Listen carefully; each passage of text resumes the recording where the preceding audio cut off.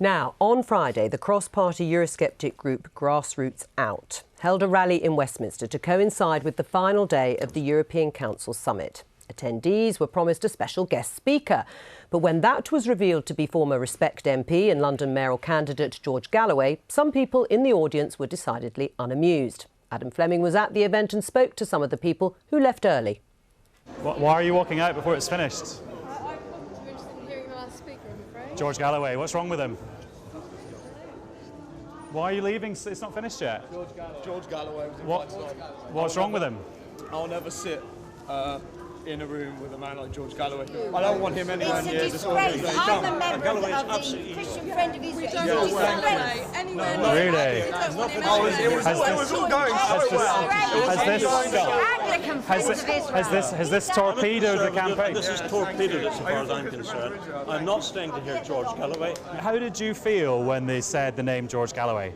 I didn't want to stay. I said immediately to my husband, we must go.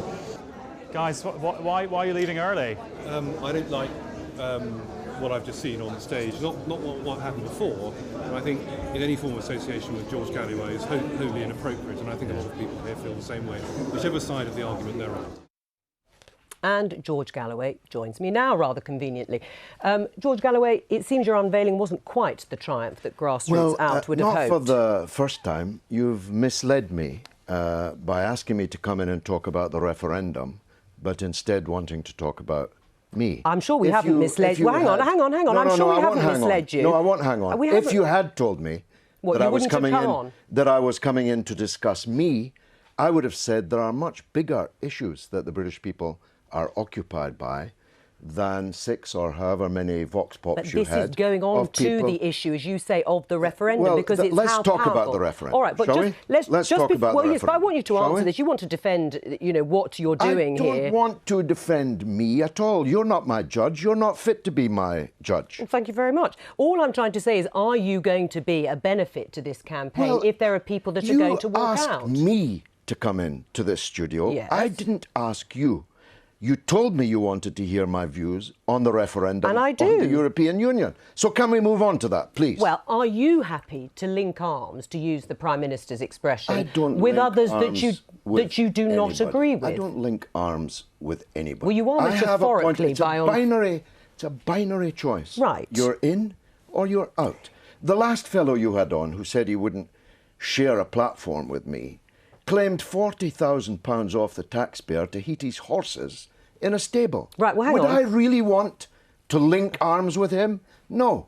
But if he can bring any no voters into the polling booth, and if I can bring any no voters into the polling booth, I hope that that will be enough. So this issue, what we were trying to say about this whole interview is that this issue, as far as you're concerned, is bigger than people's childish thing. Except, Tony Blair is for yes. Does that mean that anybody who's for yes is associated with Tony Blair? It's such childish discourse. Right, except that political bedfellows can sometimes lead people to say, is one being authentic about the issue? If, for example, you said about Nigel Farage, his aid smear should disqualify him from any civilised company henceforth.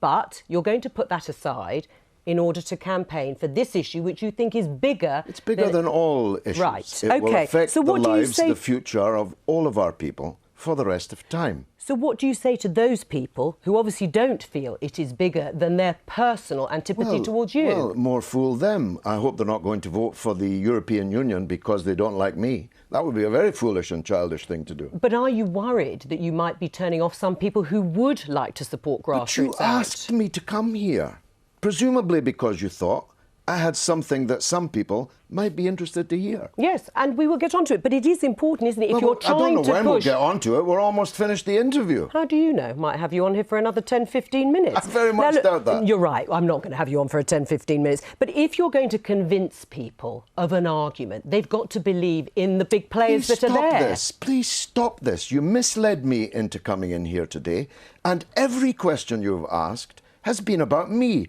I'm campaigning amongst my 1 million followers on social media, on the radio, on the television, on platforms, on the streets, for Britain to leave for a series of important reasons to which you have not yet turned. I will get to it if you would just answer the one question then. No, but I don't want... When have you ever not wanted to talk about you, it's George so Galloway? Childish.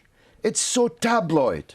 It's so Daily Mail. God forbid we should ever be tabloid here at the BBC. Are you and Nigel Farage going to be able to attract and keep enough support for this campaign that you say is important enough to override any other personality or politics? I don't know, because the public haven't voted yet.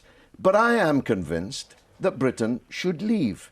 So is Boris Johnson for his own reasons. So is Nigel Farage for his own reasons. What is the overriding reason for you campaigning Because out? I believe in democracy. I believe that Britain should control its own events. Who comes into our country, who can be told to leave our country, what our foreign policy should be, what our economic policy should be decided by the British people in a British Parliament. It's not rocket science. Have you always held that position? I have always believed that we should pull out of the EU. In 1975, I campaigned. But a lot of people in the Labour Party at that time also campaigned to come out. What I'm saying now was orthodox in the Labour Party, and I cling to the views about the EU of Mr Benn. But the last straw for me was Greece, was the crushing of democracy in Greece, which told me, and ought to tell Jeremy Corbyn and John McDonnell, that if they attempted to implement the kind of policies which they believe are necessary, and I agree,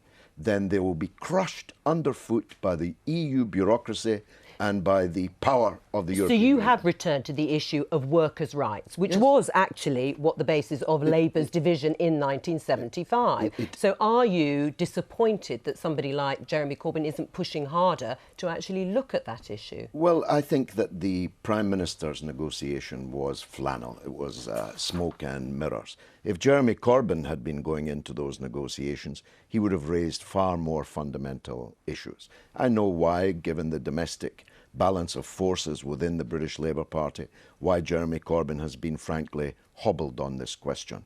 But I'm clinging to the view I took under the leadership of Tony Benn, and I'll continue to do it with all my breath.